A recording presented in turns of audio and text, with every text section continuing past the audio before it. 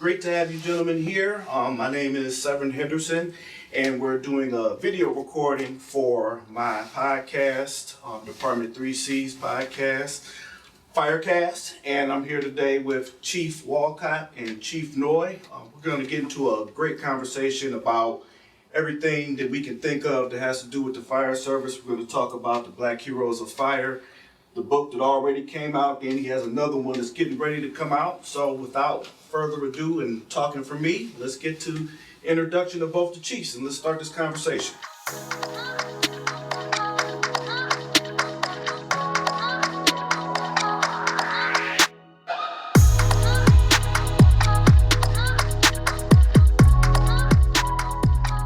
Well, let's start with the senior guy in the room. Senior. Is that senior by age or experience?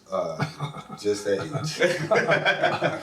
My name is Leslie Noy, retired Deputy Fire Commissioner. Came on the job in 1977, retired in 2010. Pretty much had a colorful career.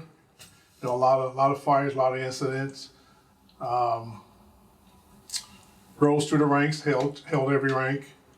And that's pretty much all I got to say about myself. Okay. I like that. It sounds like a great introduction. I like colorful.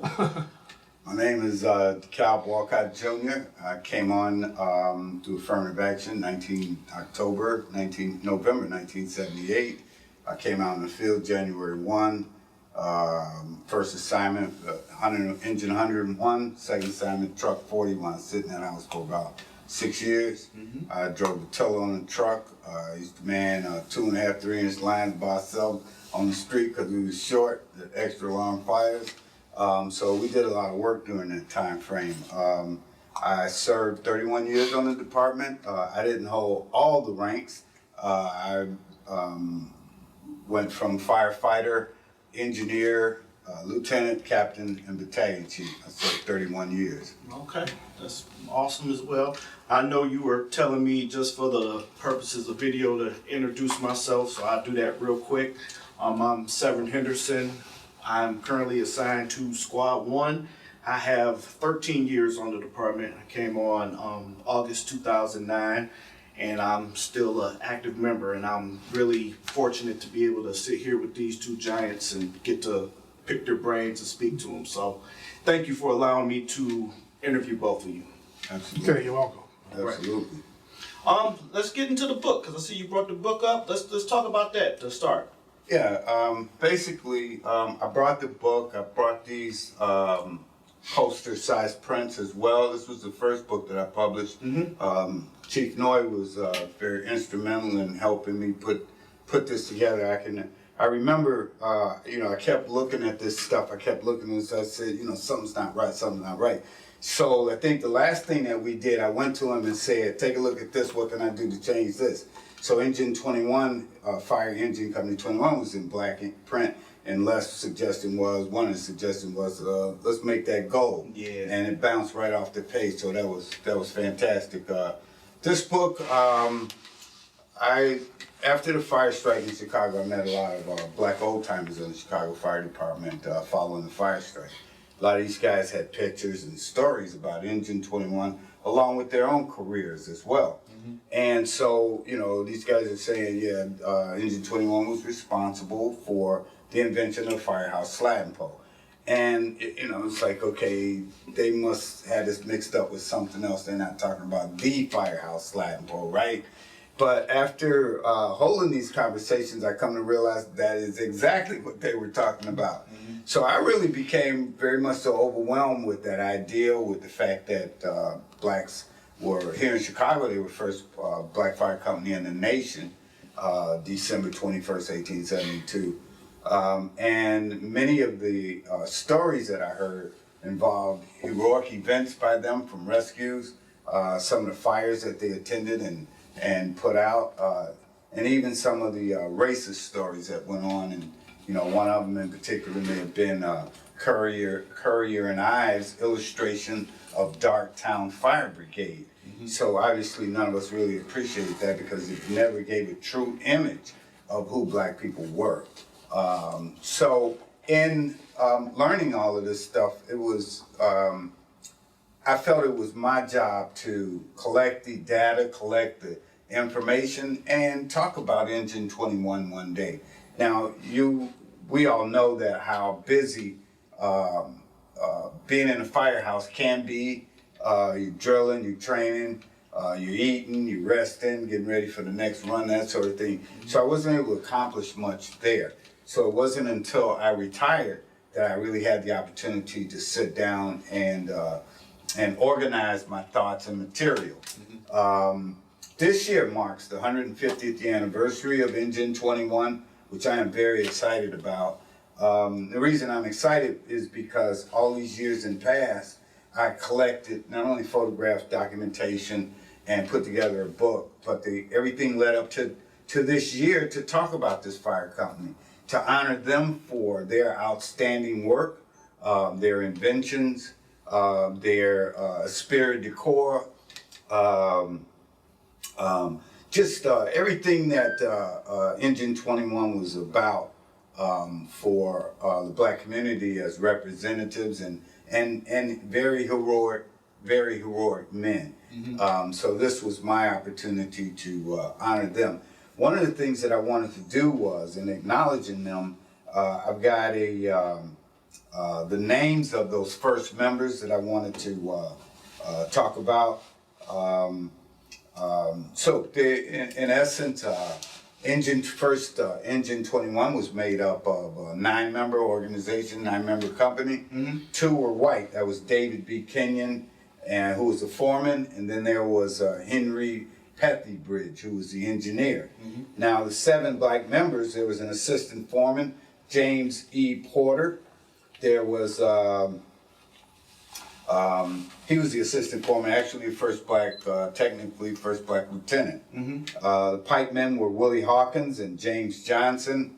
Hose cart drivers were Stephen Payne and George Adams. And the watchman was George Reed. And the stoker was William Watkins. So again, everything that I'm doing this year is to honor this first group of men that came on. Now, we're not, we don't have as a goal to leave anybody out. These members changed over the years as a result of injuries. I don't recall our first line of duty death didn't occur until early 1928 with Engine 19. So none of these members, they came and went on in the changing of the rosters. I have this information, and I have 2 other rosters. One came out approximately 1874, and then the following came out about 1875, 1876. Okay. Now, one of the things that happened on the Chicago Fire Department, Engine 21 was not welcomed originally.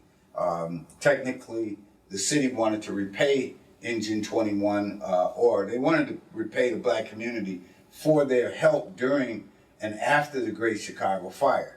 And so the police and the fire department was run by a police and fire board. Really, the police department headed up, oversaw the fire department for the most part. Okay. So as a result of that, these members did not want a black fire company per se. And so as a result, Mayor Medill did not honor any of their wishes. He did not recognize the police and fire board. Actually, Chicago was going through a period of regrouping following the Great Chicago Fire. So as a result, Engine 21 was through an executive order. Now, there's an individual named John Jones who was very instrumental in helping to get Engine 21 on board, helping to get the first black police officer. And he himself became the first Cook County Commissioner, all in 1872. But the idea of having the black fire company Currier and Ives, they were the conscious to the white community. They showed blacks as derelicts, misfits, and bumbling idiots, which was not true, of course. Yeah, right. Absolutely. And so because of these things that transpired in their past, because of how hard it was for them, I'm doing this today to honor those members who came on. Because if they had not been here, I cannot say that I would ever have come on this job as a result. Absolutely. Whites and white administrations had no real history of going out of their way hiring blacks as firemen or policemen. So I kind of tabled my discussion there. And again, this year is Engine 21's 150th anniversary. The establishment date is December 21st, 1872. And the first firehouse location was at 47 Eldridge Court, which is on 9th Street between Wabash and State Street. And today there's an L track in the area of where their first firehouse was. Okay. So, Well, you gave us a great synopsis of the book. I didn't want you to give away too much because we still want people to buy it. that's right. But Chief Noy, you said he helped you with the book. Can you talk to us about some of what you did to make the book happen with your contributions? Well, Dekalb basically put the whole text together. I was like the proofreader and, made some grammatical corrections, things like that. And funny thing is every time I correct something and send the draft back to him, he'll send it back and something that was already correct will be wrong. So I went through like about 10 drafts. Okay. And then he had some other folks assist him. We finally got it where it is now, where it's readable and it's a good book and a good history on the first black fire company.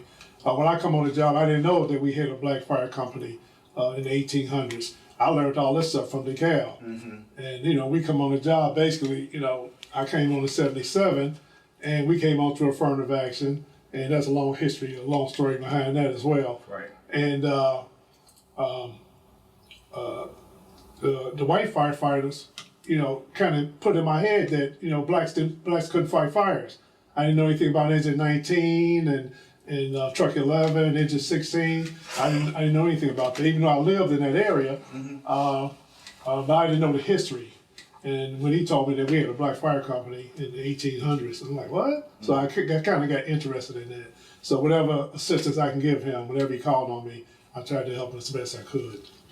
And I must admit, he was very helpful, obviously. All I know is, I had a project that I was working on that I needed to finish.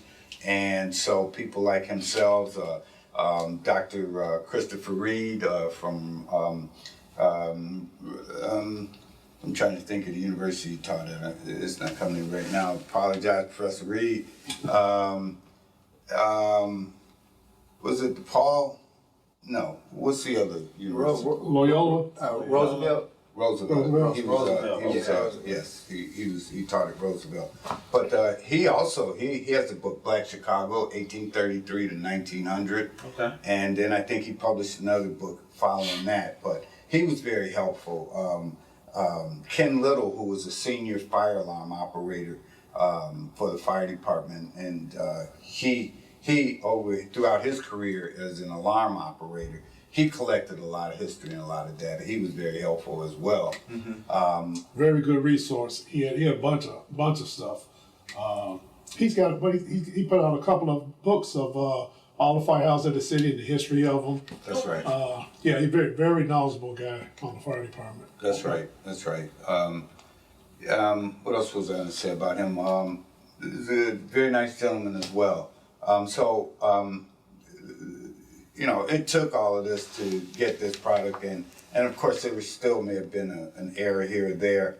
But at the same time, worked very hard in collecting data and information to put it in its current form. And so I was really honored to do such a thing.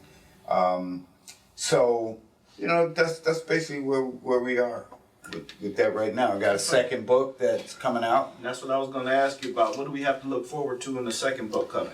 Well, a lot what I found out with any of these books is, in many cases, people don't like to read.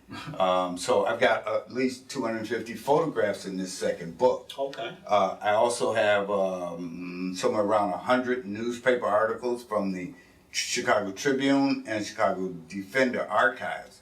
And these newspaper articles and other documents date back to 1863 up until about 1973, during just prior to the lawsuit that was done here in Chicago by the African American Firefighters League.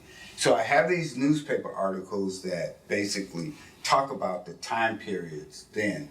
As an example, 1863, I think it was the Chicago Tribune, Daily Tribune, where there was a solicitation for blacks to serve during the Civil War that were already located here in Chicago.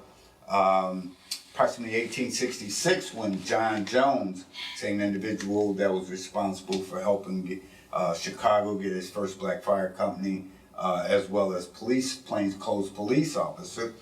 This gentleman, he was the Underground Railroad in Chicago. His story is just unbelievable as well. But he was the one that was instrumental in getting all this stuff brought up. So he was another individual that I really wanted to expound on as well. But in these newspaper articles, 1866, one of the articles talked about John Jones wasn't even a per se Cook County Commissioner nor Alderman, state rep, nothing like that. But he went to Springfield and he lobbied against the black laws, and he was able to get those laws stricken and taken off the books in 1866. Now, of course, this follows the Civil War period, of course. Right. So there was this a period of Reconstruction, 1866 to 1876. So really, blacks, as far as we're concerned, as far as I'm concerned, blacks did not make gains on the Chicago Fire Department or the police department, or politically speaking, until the catastrophe occurred. That being the October 8th Chicago fire. Right. So to me, from what I've analyzed and taken a look at, and I've shared this information with Chief Noy as well, that, you know, many of the gains that we have made we've never really made face value gains. We've made gains as a result of. An example, fire strike, and we were going to talk about that also. Yeah. There were 300 black strike breakers that were hired. Well, affirmative action, I don't think we got anywhere close to that in reference to those first couple of classes that came on. And then, of course, later in the early 80s, he was stricken down as a result of a lawsuit that was held in Cleveland, Right. where they outlawed quota systems. So today, we still have not met our goals, but that's kind of another story. So. So these newspaper articles, it talks about why support a Jim Crow fire department. That's another story. I found stories that talked about there was a death involving, accident involving Engine 21, where the kids in the neighborhood, when the bell would go off, they would run to the firehouse doors, look in the doors and see the firemen sliding the pole, putting their gear on, jumping on the rigs and hitting the door. Well, at this particular time period, not only did we have access to the fire pole, but, pardon me, David B. Kenyon invented this quick release for his door. So they had a quick release, and the horses, everything went boom, boom, boom, boom, boom, 12, 13 seconds out the door. That's pretty quick. Right. Well, this little girl couldn't move fast enough from in front of the door, and the horses ran over her, causing her death, which was very unfortunate. That's another article. I think that I talked earlier, I don't want to repeat myself. There were kids in the neighborhood that was interviewed approximately 1888 by a Chicago Tribune newspaper.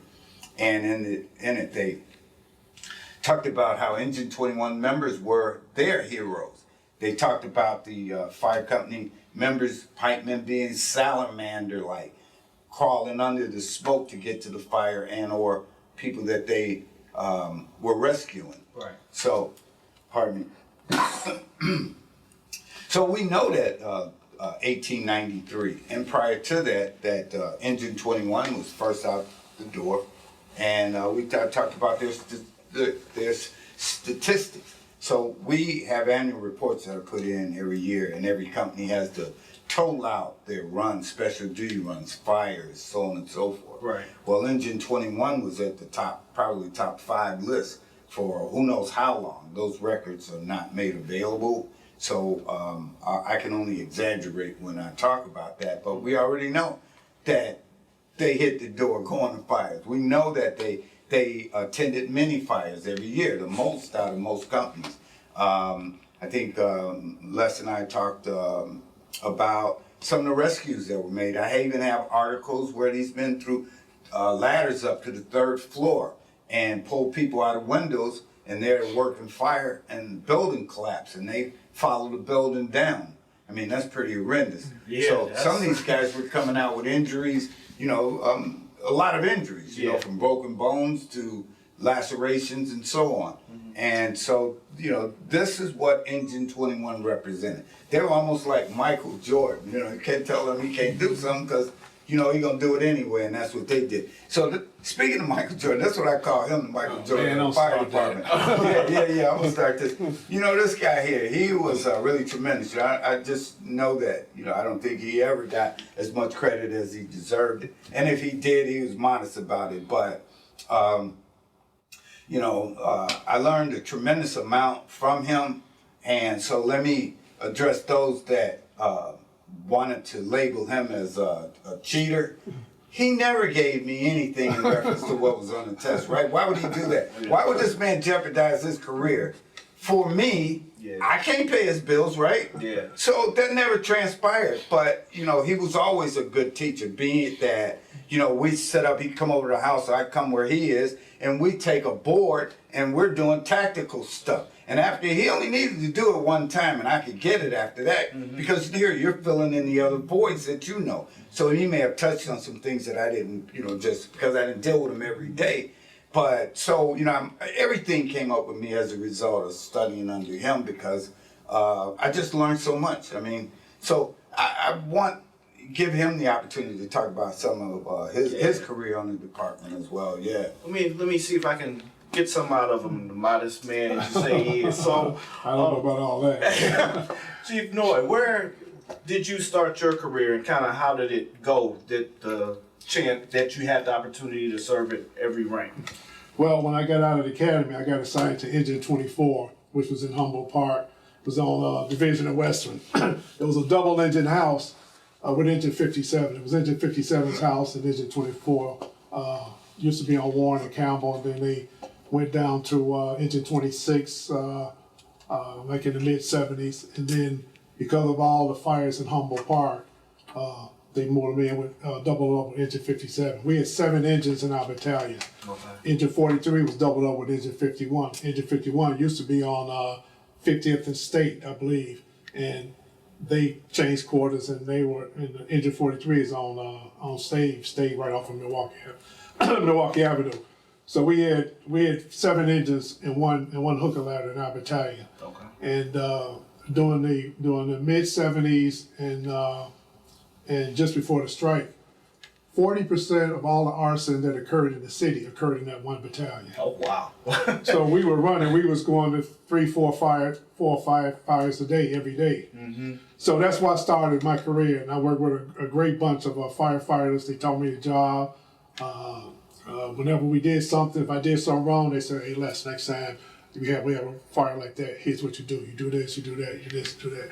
So I got a tremendous amount of respect, and I got indoctrinated the proper way, and I learned a lot. You know, before I got promoted to engineer in 1980, easily I probably went to over 500 fires. Yeah. Right, easy. That's amazing. So I made engineer, and then I got promoted to lieutenant, and seemed like fires just followed me everywhere I went up the fires, even as a lieutenant. They did. Even as an engineer, and then I made captain, and I was a captain of Truck 13 for a while. Then I went became the captain of Engine 108. And Engine 108 is on 4600 North Milwaukee. They never get fired. I go up there, and we start catching fires. Okay. Then I made battalion chief, and I was battalion chief for 8.5 years. Okay. And almost everywhere I went, you know, I had fires. Just Fire City. You're the true black cat. Right, right. Then I got appointed to DDC, same thing, catch fires. District chief. I became district chief of the 5th District, which is one of the busiest districts in the city, on the south side. Then assistant deputy fire commissioner, I was in charge of the fire suppression and rescue division. Mm-hmm. So I was in charge of all the firehouses and all the fire responses. which kept me up at night. You know, I probably didn't get no more than 2 or 3 hours sleep for 2 years. Yeah, yeah. And then I got appointed deputy fire commissioner in charge of administrative services. So I went more on the administrative side. And so I had a very, a varied experiences and career. To me, I'm a street firefighter. To me, so my whole commitment was in fire suppression. Then when I moved on to administrative services, I had to learn more of the politics of the job and administration of the job. Right. So it sounds like you like the street firefighting a whole lot better than you did the administrative side. Just kind of that's how it goes when it's a fireman's fireman. Just kind of like getting out there, doing it, solving problems on the go, things like that. Great. So that sounds amazing. Now, the question I have for you as far as coming up through the ranks, you went from the south side to the north side. You kind of worked citywide, 'cause especially if you say you was a captain at 13 and 108. Where did you like and appreciate the most? Well, I'm one of the few guys, probably you could say this. I've worked in every firehouse in the city in some capacity. As a firefighter, engineer, lieutenant, captain, battalion chief, deputy district chief. I worked in every firehouse in the city. And I like to go around, even at O'Hare Midway Airport. Okay. So I like to kind of diversify myself because you get a chance to work with different guys and you see firefighting from a different perspective. Guys on the west side, firefighters a little different than the south side, and guys on the north side a little different from the west side. But you work with a lot of different firemen, a lot of different officers, a lot of different chiefs, and you learn so much because you diversify yourself. When I was a deputy fire commissioner administrative services, I would, when we promote guys, I would send them to a district that they weren't a firefighter in. The guy in the 5th district, I make him 2nd district relief. Or the guy that's in the 6th district, I make him 4th district relief. Yeah. And lo and behold, the next couple of transfer orders, all of those guys would migrate right back to where they came from. Yeah. And I couldn't understand that. I want to know everything about the fire department. So I worked on every side of town. I worked in every battalion, and like I said, I worked in some capacity in every firehouse, either as a captain, lieutenant, engineer, firefighter, or battalion chief. Yeah. So I picked up a lot of things from I had a lot of great mentors. Yeah, I appreciate that answer because I have been trying to do the same thing. I used to write down and tick off a mark every different firehouse I went to. And when I first came on, you don't get detail as the candidate. And so guys were like, oh, you're lucky you don't get to go nowhere. And then I was the medic there and I was the only medic for a while. You don't have to go nowhere.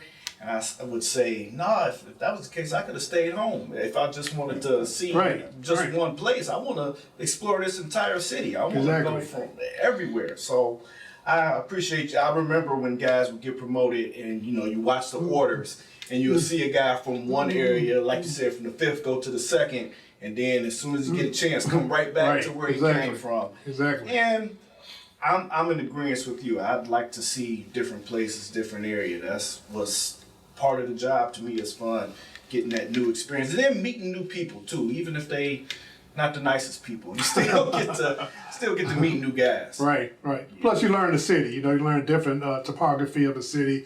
Downtown's all high rises. I went downtown as a relief lieutenant. So I learned all about incident command, even before the order was fine-tuned. They put an order together, and the first incident command order, and then we later on went more into detail and more in depth into it. So the exam was being given. I think we studied for the captain's exam. So I knew some incident command questions for the captain's exam. So being a relief lieutenant and being downtown on occasion, everything you do is incident command. So you kind of got a leg up on guys that stayed on the south side, never responded to a high-rise building on a still alarm, and never really implemented incident command because there's not that many high-rises on the south side. Right. So, like I said, diversifying your experience and your and where you go and who you work with really prepares you for mobility. Okay. I like how you answered that question overall too, because you didn't even give me a specific place. That was the administrative politics side. That was that kind of answer. I like it. I like that a lot.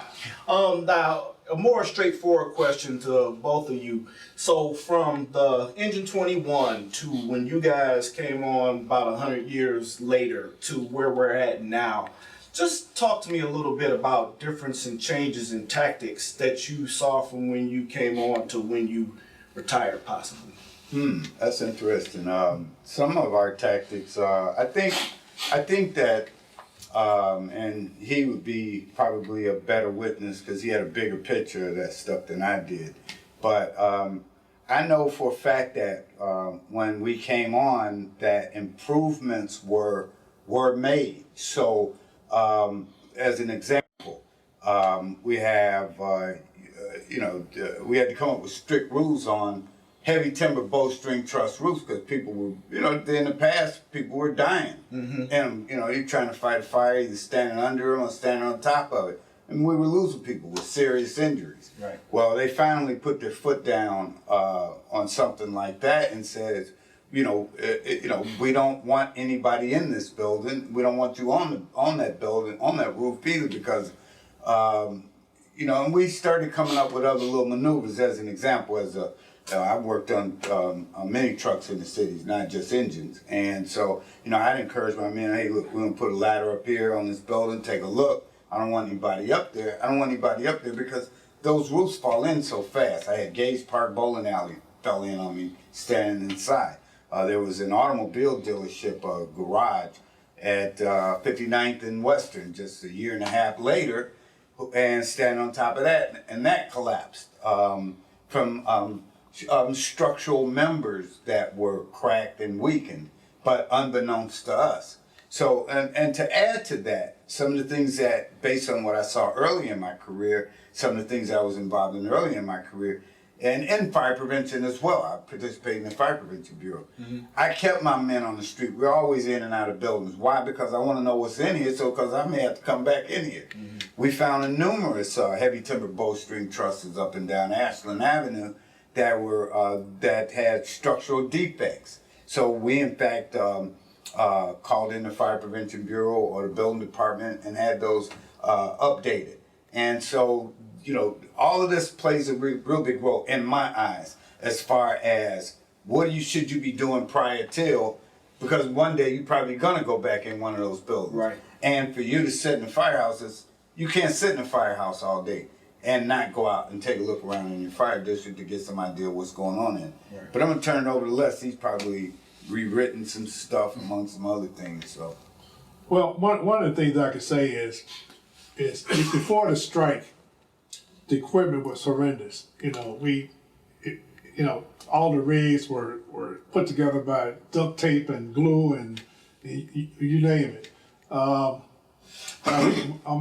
rig, the rig I was on, is 24, was a 75 Ford with a Pierce engine, and whenever we went to the shop or something, we had to switch the rig out. They bring a 1952 Mac as a spare. Yeah. Now I was born in 1953, so the rig was older than I was. We used to take wire hanger just to wire the back step to keep it, because we rode on the back step back then.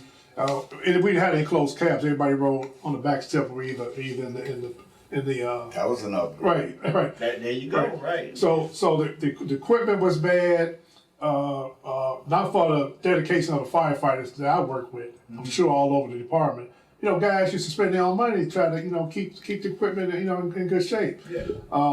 Back then, we didn't have overtime. You worked a holiday, you just worked a holiday. If it fell on your shift, fell on your shift.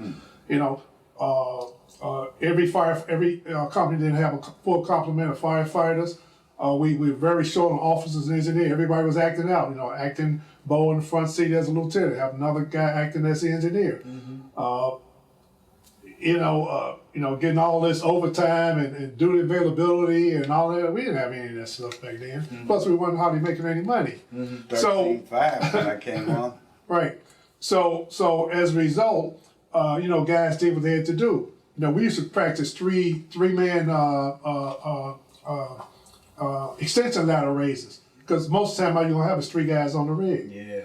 So we used to drill on that. Leading out, we used to drill, 2 or 3 guys. We used to drill on dropping 3 lines at the same time, because that was the policy, and you didn't have the manpower. So a lot of things have evolved. Then after the strike, we started getting new equipment and better pay and better benefits and so forth.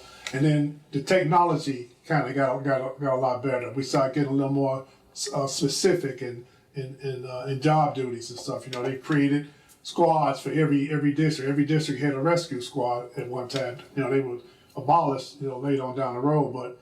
The fire department really involved. The equipment really got good. The rigs were getting newer and more sophisticated. You could do more with them. Even our turnout gear. Because back then, guy go to Sears and get a pair of blue jeans, khakis, right? and a white shirt. Yep. And the fire coat was made out of rubber. Yep. So we started getting the Nomex fire coats, and the helmets were plastic. Then we started getting the leather Carnes helmets.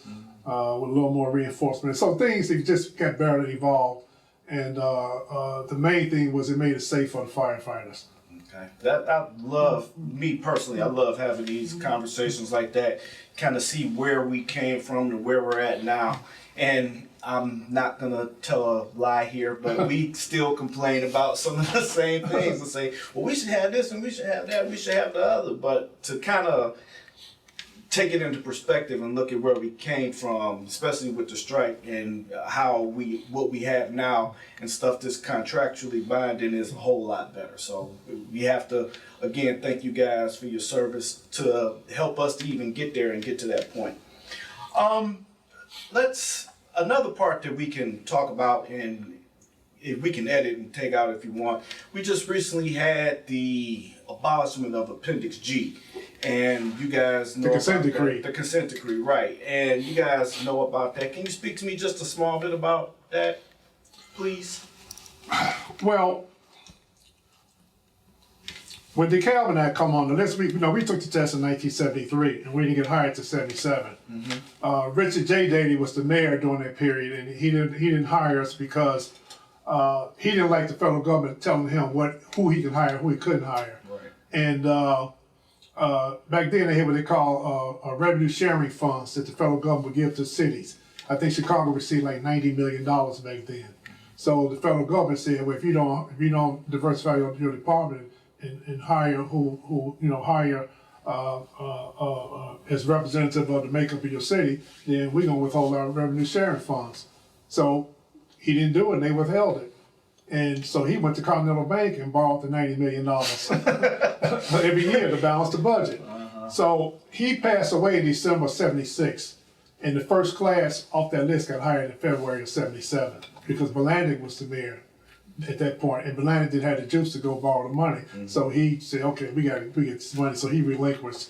That lawsuit was United States against City of Chicago, and we got hired through affirmative action. I was 222 on the list, so I would have, right. So a lot of I was 832. right. So a lot of us, we would have got hired anyway, Right. even though they'd gone and ranked. Well, let me stop you there. I said that, I know other people have said that too, but all I know is I can't say I would have gotten hired. Why? Because the city of Chicago did not make it a habit of hiring blacks. They didn't care where you was at on the list. So I'm saying that. I don't know if I would have got hired or not, just based on that pretense alone. They did not have a habit of hiring blacks on the fire department. But you're welcome to your own opinion. Right, yeah, but that lawsuit is what established affirmative action for hiring purposes. Sure. And plus, guys were in Vietnam War, and you get veterans points. So a lot of guys got moved up to veterans points as well. But that lawsuit is what established hiring using affirmative action. After the strike, the Justice Department and Richard Albright was the fire commissioner at the time, and he enjoined a settlement with the Justice Department. The settlement is Albright versus City of Chicago, and the consent decree covered promotions only. It didn't cover hire. So that original lawsuit that we got hired under, when they entered into the consent decree, it didn't cover hires anymore. It only covers promotion. It started with promotions off the 1979 engineer and lieutenant's list. And that consent decree went from 1980 all the way till this year, when they finally disbanded it or did away with it. But for some reason, guys think that that consent decree covered hiring. It only covers promotions. Okay. And it covers promotions in the future until they agree to take that consent decree down. Now, Appendix G in the contract is a goal. Okay. And if you read it, it'll say in numerous paragraphs that it's a goal. Mm-hmm. It's a goal of 45%. You know, and it's not a contract because there are no specific dates. It don't say X amount of date. Right. You know, it just says it's a goal. And the goal is, it says, as is reasonably achievable and as is reasonably possible. Okay. Those are the dates. Yeah, so it doesn't have any teeth because there's no dates. Right. So you can't use it for hiring. Right, I got you. Okay. And get back to the consent decree, when I was Deputy Administrative Services, you know, we did all the hiring and we get all the candidates, the list from DHR, and we do all the processing and everything. And what I found out is whenever I got ready to promote with the fire commissioner's approval, because of some of the arbitration awards that the union won, whenever we use affirmative action or merit, we have to go and promote on the last promotion order from the eligibility list in rank order to pick up everybody that got passed over. Right, okay. So it got to the point where the consent decree wasn't effective because by the time we get down to the rank order list, it's only like a couple of promotional orders behind the people who would have gotten promoted using affirmative action. Mm-hmm. So it wasn't really effective because now all those promotions are pretty much similar. The rank order promotions that we were mandated to make because of the arbitration award and the promotions we made as a result of affirmative action the orders were kind of right next to each other. Mm-hmm. So even though all the guys are rank order off the last promotional list to satisfy the arbitration, you still pick up the same guys. So it became ineffective at some point. Right, I can understand that. Okay. Well, that's enough about that subject. Let's kind of finish it here. Let's have one last discussion about the Engine 21, the 150th year anniversary. Again, have to thank you gentlemen for coming and sitting down and having this conversation. We actually want to have more of them in these same kind of conversations. So let's talk about that one more time and then how we can do better, like especially people in my generation, generations under me, how we can do better for the service and the promotion of, so we can continue to have Black Heroes of Fire. Certainly. Well, first of all, let me say that because when I left the job, my son had a year on the job. So a lot of this was influenced by my love for him being on the job, that I wanted to give him a positive mental attitude about who he was and what he was doing. Now, you know, he came up under myself and my friends. His whole goal in the whole life, he didn't have no other goal was to be a fireman. Right. If he could do that, wasn't no sense in living, right? And that's just the bottom line with him. Yeah. But Black Heroes of Fire, that was kind of a bold introduction. I've had people ask me, well, why did you name it that? In the book I put in because it best describes the great group of men that I'm talking about, which was Engine 21. And so for us, everything goes back to that point because, you know, this is on-the-job training. Either you got courage or you don't. Either you're willing to do your job or you're not. Either you're willing to take that hose line in that building and take that beating or you're not. And so there's a dividing line there. And so these first guys that came on, you know, it's unbelievable the conditions that they probably worked under. Right. Hell, you know, he talked about the rigs and how bad they were. They didn't have no enclosed cabs either, among a whole lot of other things, right? So, and we know Chicago didn't just start getting bad winters last week, either, and Cleveland either, for that matter. Not at all. But these are just many of these guys who were Civil War vets. I asked Professor Reed, I said, who's the real person that needs to be recognized? He said the Civil War vets. They were life givers, and not only were they life givers, they rescued our people from obscurity of where we came from. At the same time, these gentlemen had a fierce will to live and be free. So if this was an opportunity for them, they took full advantage of it. I mean, here, you come into a system that does not want you to be there. You know, you're taking our jobs, long list of other negative inclinations. You know, you go to a bar, read articles that a couple of guys went to a bar downtown to purchase drinks, and the bartender refused to serve them. You know, and there a fight ensued. All this stuff was published in the newspaper. So, you know, they went over and beyond the Call of Duty. Just like Les had mentioned earlier, you know, I can remember going to 2-3 fires some days. You know, so tired. You know, last run is still in box at 6 in the morning. Hell, I didn't get back till 1:30, and now I get awakened by another still in box right around the corner from the firehouse with deaths involved. Yeah. So, you know, it's a very challenging job. It being on the job training, you more or less, when you're in the academy, you're given, how do I put this? I say that, you know, it's like reading a book. Reading a book is just going to give you, it don't give you the practical side to it. It just gives you the books. It gives you the book information. Yeah. You know, hydraulics, that brand new engine over there pump 1,500 gallons a minute. Yeah. But if it leaks 2 years later and it's got some other issues, you may not get 1,500 out of that, right? Right. So, you know, instead of pumping at 120, you might have to kick it up a little bit more to compensate for the leaks, whatever, however. But I'm saying, firefighting is an on-the-job training situation.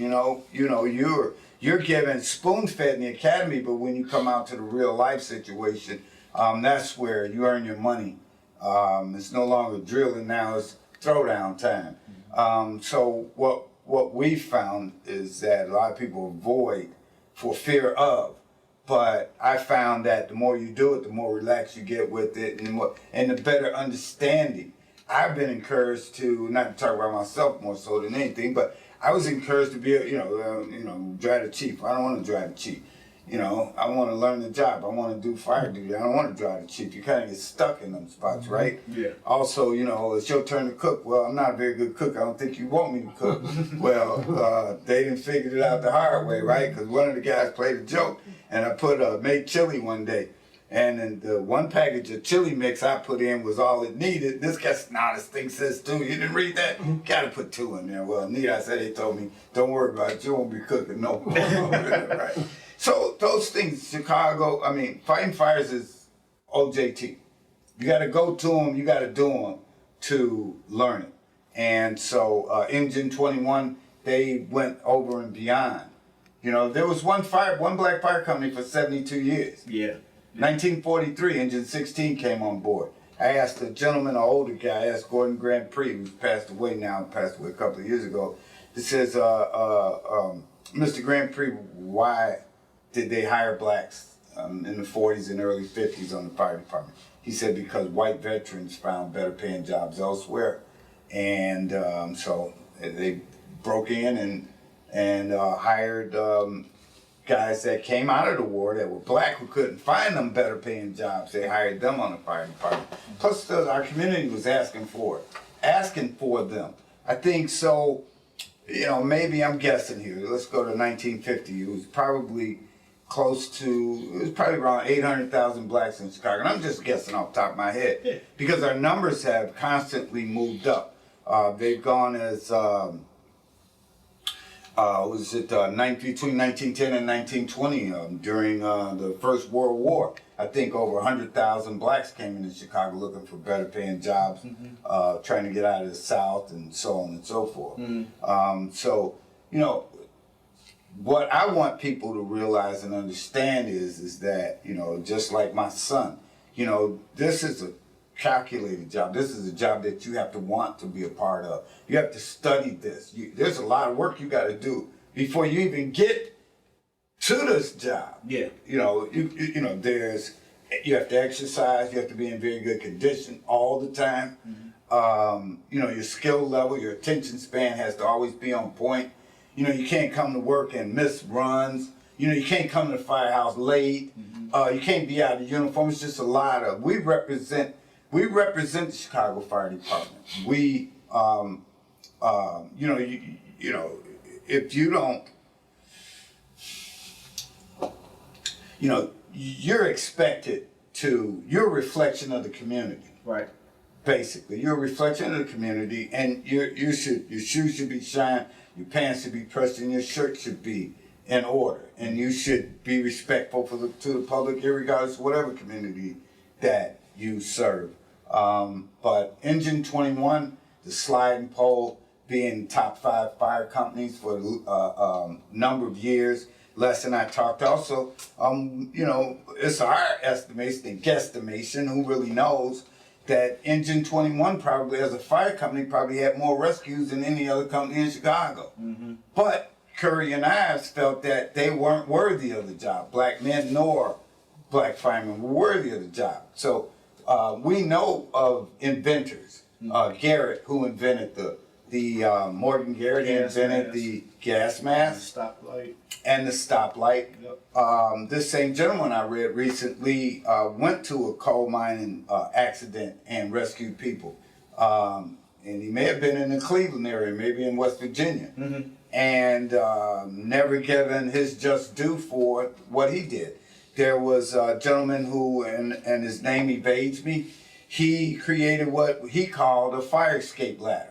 And it looked like it was a metal device that had a ladder that would extend in this fashion from a base. Yeah. And so that, to me, that looks like an aerial ladder in most cases. But of course they had different names. Everybody's trying to get on point and figure out, you know, what do we call this? Okay, I'll call it this right now. And over the years, it has evolved and changed. Another gentleman invented the sprinkler system, fire extinguishers, you know. They call it a fire extinguisher. Today it's a sprinkler system. Right. So this is 1872 when all this has transpired, up to the gas mask of 1914, 15, 16. But I don't know, you know, there's some guys that can crawl under that smoke, take that beating, know how to put their face up to the pipe and practice to do so good. You know, they gave you the pipe. They're cheaters. Right there. You know, that too. Right. You know, one thing, I don't mean to cut you off, but one thing that was, when you asked the question earlier about the equipment, the SCBA, the self-contained breathing apparatus, was one of the greatest inventions. When we come on the job, nobody had masks. Right. And our class was the first class to start training on masks. So they started retrofitting all the rigs, put brackets on for the SCBA. But we didn't have a mandatory SCBA order until 1986. So for the most part, you know, all these guys prior to that was fighting these fires without masks. I must have gone to hundreds of fires without a mask. I don't think, to be honest with you, I don't think I really started wearing a mask till I was like a lieutenant for like 3 or 4 years.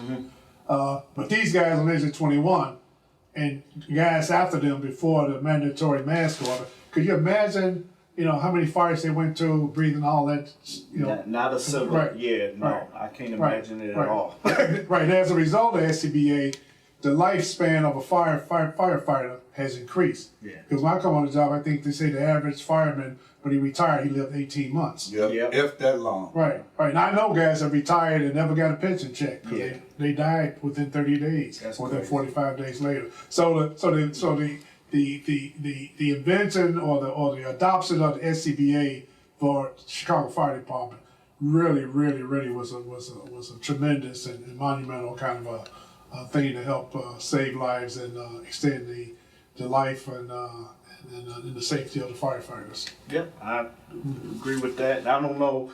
I'm sure you gentlemen have seen the video, the modern room versus the legacy room, and then it's the old school room with old building materials. It takes forever to get going.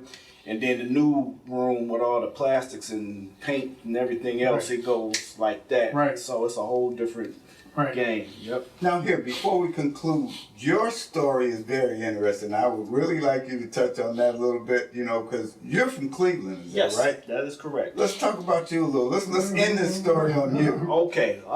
Just for me, I am from Cleveland. I was born and raised, and I like the fire truck, because I didn't know it was a difference between the engine and truck like everybody else doesn't know.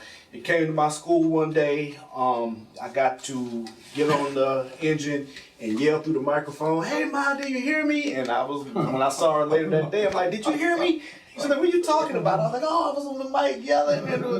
And she thought it was the funniest thing ever. But just when those guys came to my school that day and I got to get on the apparatus and just look and the smell and everything, it was just like, yeah, this is it. So fast forward later to life, Cleveland did not give a test when I was eligible to take it at the time. I was 17, you had to be 18 to take the test. But I still got that brochure and read it, and I remember I said, I'm going to make $34,331.29. I still remember that now, because I'm going to work one day on, I'm going to work 2 days off, and this is what I'm going to do with my life. I got it. It's all wrapped up. So my dad, he was alive at the time. He got in touch with some firefighters that he knew. They came and they talked to me, and they said, well, just because Cleveland isn't giving this test doesn't mean, that's it. You can go anywhere. And that's kind of when the countrywide tour started. I went everywhere in the country taking tests. I went to Atlanta. Houston was on the list. Washington, D.C. was somewhere I went. I was even getting ready to go to Hawaii and take the test there. I got blessed to get hooked up with a gentleman Lloyd knows. He was a captain in Cleveland, and he actually moved out here to, what's that, begin with an R. Romeoville, Richardson Park. And he was a chief out there for a little while before he passed away. But he gave me my first part-time job after I talked to the other guys, and they told me kind of what to get, like get your EMT, just get your firefighter too, start building up their resume. And like I said, I just went all over the country, took tests. Chicago, I took it in 06, 09. I had gotten a full-time job. But I woke up the same morning that I was supposed to take my lieutenant promotional for East Cleveland, and I had an interest card from Chicago. Met up with all the guys. I'm like, hey, I got this interest card. Y'all took the test with me. Some of y'all get, nope, that means you go. See you later. And I just filled it out. I came back every time they told me to come back. I either caught the mega bus, I drove, Greyhound, Amtrak. I couldn't afford the plane because I just couldn't afford it. But every time they asked for something, I brought it back, and here I am. So that's great stuff. Great now, story. Weren't you a policeman? I went to the police academy from my full-time job in the city of East Cleveland because in Ohio, I wanted to do arson investigation. And in order to do arson investigation, you had to have your police commission. So I did go to police academy. I passed. I actually got a group award from the police academy for an investigation. They asked me multiple times, you think about switching over? I said, do I got to write tickets? They said, yeah, you got to write tickets. Then no, I don't really. Because I don't have that part where you got to go around and tell on people. I don't have that part. I love the investigation, but not that. I'll conclude here with my conversation. Sure. I just find that, and the three of us that are sitting here, we were all very passionate about being successful in life. And just for me, obviously, my mother told me about the policemen having a test. Mom not taking that test. I hurt somebody because they think I would be a pushover. Mm-hmm. And so she said, well, the firemen are having a test. I said, I'll take that, unbeknownst to me. But, I've always been a determined individual. I prayed one night, I was about 18 years old, in bed. I asked God, I need a job, pay me a lot of money. At least I need an insurance for myself, and I need to be able to opportunity to help my family out if they need me. Mm-hmm. And I've done that. And so I'm grateful. But we're all very passionate about still doing this that world. Yes, yep, absolutely. Absolutely. Well, my sister bet me $20 that I couldn't pass the firefighter's test. And this was not my older sister, but my sister, she's a year and a half older than she passed away in 1979. But she bet me $20. We were sitting watching TV, and they was announcing the test. This is 1973, and they showed the obstacle course, everything you have to do. So he said, I bet you $20 you couldn't pass that test. I said, bet. So we did the bet. Mm-hmm. And so I finally got on the job, and she passed away in 1979. I was still a firefighter at the time. And she never gave me my $20. Oh man! But she saw you make it. So Right. So as I went through the ranks and everything, my brothers and sisters, her nickname was Dee Dee. My brothers and sisters said, "Boy, Dee Dee be awful proud of you." Yeah. I said, "Yeah, but I'm still looking for my $20." So that's how I got into the fire service. That's awesome. That's a great story. I don't think we can end on anything better than that. So, with all that being said, again, thank you for this time and this opportunity. It's truly the pleasure is all mine, and we have to do this again. Talk some more history. Absolutely. Okay, thank you for allowing us to be here. Yes, sir. Okay.